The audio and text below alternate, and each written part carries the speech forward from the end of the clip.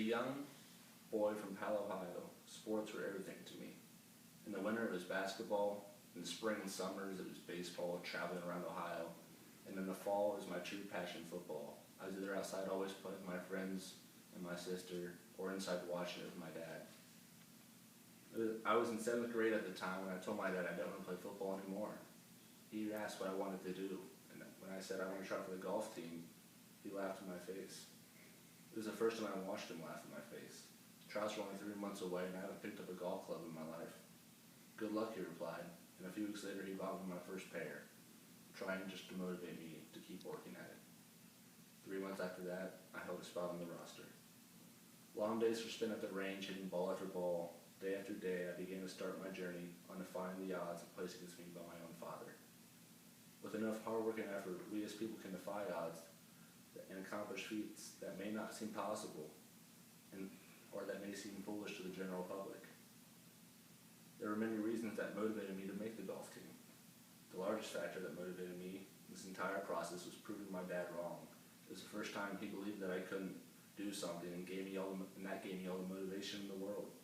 Once he bought my first set of golf clubs on my birthday, I spent day after day at the golf course trying to master the perfect game, how to become great, how to become legend. See, golf isn't like basketball or baseball or football. You can't be just 6'2" and good at it. You can't use your height against other people, or your skill set, or your speed. It's just a mental game, just a you and a club. Even though I'm 6'2", it didn't matter when it came to golf. If I was ever going to prove him wrong, I would have to start doing for myself. Another factor that motivated me were my friends, and the competitiveness between us. I had 3 good friends that all aspired to golf with me, and when I saw how good they were getting, it drove me to work harder, push myself to greater limits. The final reason that motivated me was my pride, and my inability to fail at something. Up to that point, I hadn't really been bad at anything, and I didn't know what failure was.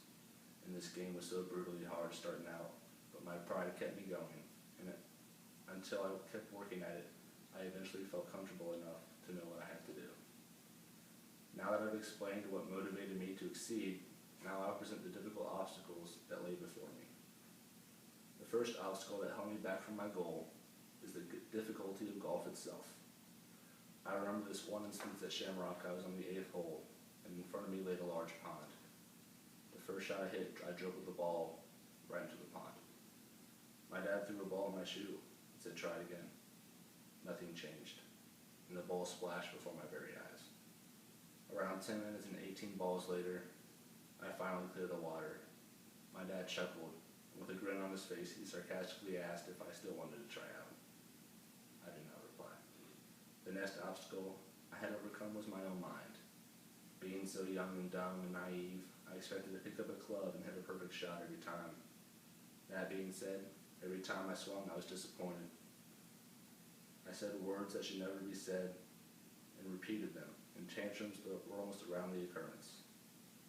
I also threw clubs, swore, cussed, kicked dirt, hit trees, shattered clubs, broke clubs, but my dad just kept through it all, yelling at me.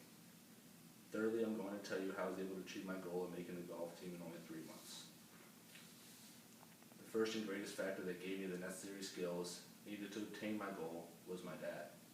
Every time I wanted to play, he would either call off work or give me money to play, and that gave me repetition and experience that I needed to thrive. The greatest thing he would give me is advice, though, in which it paid dividends on tryout days. He would always call me a mental midget and plead for me not to get mad after every shot. He said there's no point in getting mad because you can't alter the past, you can only expect to hit the future shot, so just focus on that and move forward. The next factor was the lessons I took from the golf pro at Shamrock. He gave me fundamentals needed to exceed the low expectations set for me, and once I started listening to him and not listening to myself, my game improved drastically, and eventually I made my goal of making the golf team. Let me conclude by saying that after months of hard work and grueling long days, my efforts had finally paid off. As I tapped in the ball on the 18th hole, my dad stood there with a stunned look on his face.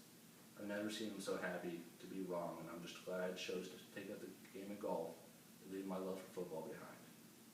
I am grateful for those who motivated me and gave me the inspiration to take up the game of golf. I am grateful for everyone who contributed to my success that year, to those who inspire me to keep playing golf, and that led to me to become the varsity captain in the MVP of the team.